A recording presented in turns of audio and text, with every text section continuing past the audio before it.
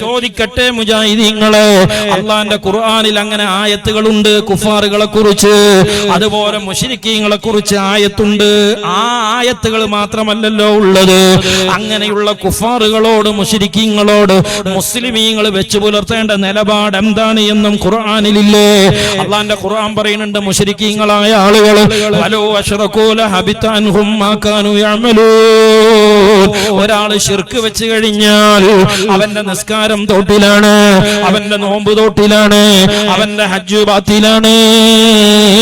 ഇങ്ങനെയല്ലേ അള്ളാന്റെ ഖുർആൻ കുഫാറുകളെ കുറിച്ച് വിശദീകരിച്ചതോടൊപ്പം തന്നെ മുശ്രിക്കീങ്ങളെ കുറിച്ച് പരിചയപ്പെടുത്തിയ അതേ ഖുർആനിൽ അവർ ശിർക്ക് ചെയ്താൽ അവരെ അമല് ബാത്തിലാകുമെന്ന് പറഞ്ഞിട്ടില്ലേ?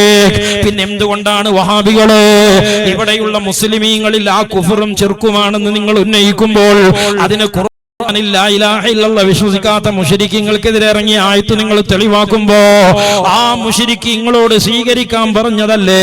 മുശ്രിക്കിനെ തുടർന്ന് നിസ്കരിച്ചുകൂടാ, മുശ്രിക്കിനെ തുടർന്ന് മുശ്രിക്കിന് മയ്യത്ത് നിസ്കരിച്ചുകൂടാ, മുശ്രിക്കിനെ ഇമാമത്ത് നിർത്തിക്കൂടാ, മുശ്രിക്കിന്റെ മകളെ കെട്ടിക്കൂടാ എന്നും ഖുർആനിലില്ലേ? പിന്നെന്തിനാണ് വഹാബികൾക്ക് സുന്നി പെൺകുട്ടികളെ കെട്ടിച്ചു കൊടുക്കാൻ പാടില്ല എന്ന് പേരോട് ഉസ്താദ് പറഞ്ഞപ്പോ അതിന്റെ പേരിൽ എന്തിനാ നിങ്ങൾ പേരോട് ഉസ്താദിനെ വിമർശിച്ചത്?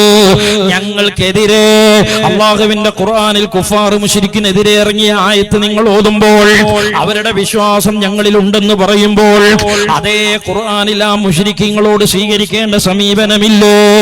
ഇനിയോ അല്ലാഹുവിന്റെ ഖുർആൻ പറയുന്നുണ്ട്, ഇന്നല്ലാഹ ലാ യഗ്ഫിറു അൻ യുശ്റക ബിഹി വയഗ്ഫിറു മാ ദൂന ദാലിക ലിമൻ യശാ.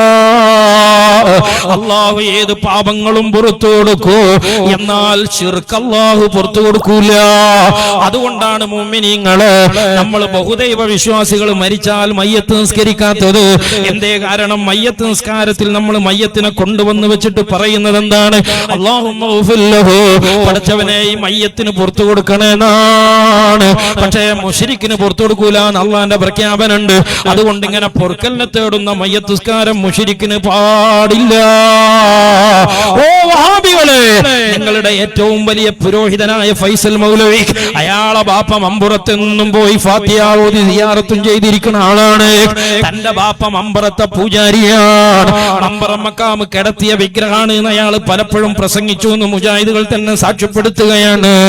ആ പിതാവ് മുശ്രിക്കായതിന്റെ പേരിൽ 14 കൊല്ലം വീട്ടിൽ ഞാൻ വിട്ടുനിന്നു എന്ന് മൗലവി തന്നെ പ്രസംഗിച്ചതാണ്. പക്ഷേ നിങ്ങൾ ഈ ഖുർആനിൽ അള്ളാഹു അവതരിപ്പിച്ച മുശ്രിക്കിനും കുഫാറിനും എതിരെയുള്ള ആയത്ത് ഉപയോഗിച്ചുകൊണ്ട് അത് ശിർക്ക് ഞങ്ങളിലുണ്ടെന്ന് പറയുമ്പോ ആ മുശ്രിക്കീങ്ങളോട് സ്വീകരിക്കേണ്ട സമീപനം ഖുർആനിലില്ലേ? എന്തിനാ ഫൈസൽ മൗലവി തന്റെ ബാപ്പ മരണപ്പെട്ട് കിടക്കുമ്പോ മയ്യത്ത് നിസ്കരിക്കാൻ പോയത്? അവിടെ പാണക്കാട്ട് തങ്ങൾ ദ്വാരക്കാൻ വന്നപ്പോ തങ്ങൾ പാപ്പാന്റെ ഒപ്പം കയ്യും പൊന്തിച്ച് ദ്വാ ചെയ്തത് എന്തിനാണ്? നാട്ടിൽ എത്ര വഹാബികൾ അങ്ങനെ ബാപ്പമാർക്ക് മയ്യത്ത് നിസ്കരിക്കുന്നുണ്ട്? തന്റെ ഇടമുണ്ടോ? വിളിച്ചു പറയൂ, ഒരു ഫത്വ കൊടുക്കൂ. നിങ്ങള് സുന്നികൾ മരിച്ചാൽ അവർ മുശ്രിക്കീങ്ങളാണ്, അവരുടെ മയ്യത്ത് നിസ്കാരത്തിന് പോയിക്കൂടാ, അവരെ പള്ളി കയറിക്കൂടാ, ഇതൊക്കെ ഖുർആനിലുള്ളതല്ലേ? ഓ വഹാബികളെ, വീണ്ടും ചോദിക്കുന്നു, നിങ്ങൾ പറയുന്ന മക്ക കുഫാറുകളുടെ മുശ്രിക്കീങ്ങളുടെ ആയത്ത് ഞങ്ങളിലെ പല പ്രവർത്തിക്കും ബാധകമാണെങ്കിൽ അവരോട് സ്വീകരിക്കാൻ ഖുർആൻ പറഞ്ഞ സമീപനം അവരോട് വിവാഹബന്ധം പാടില്ല എന്നല്ലേ? എന്നാ പിന്നെ പേരോട് ഉസ്താദ് നിങ്ങൾക്ക് കെട്ടിച്ചേണ്ടാന്ന് പറഞ്ഞേന് എന്തിനാ നിങ്ങളത് വിവാദമാക്കിയത് എന്ന ചോദ്യം എന്റെ ആദ്യ പ്രസംഗം മുതൽ ഈ തെരുവിൽ മുഴങ്ങിയിട്ടില്ലേ? നിങ്ങൾ മറുപടി പറഞ്ഞിട്ടുണ്ടോ?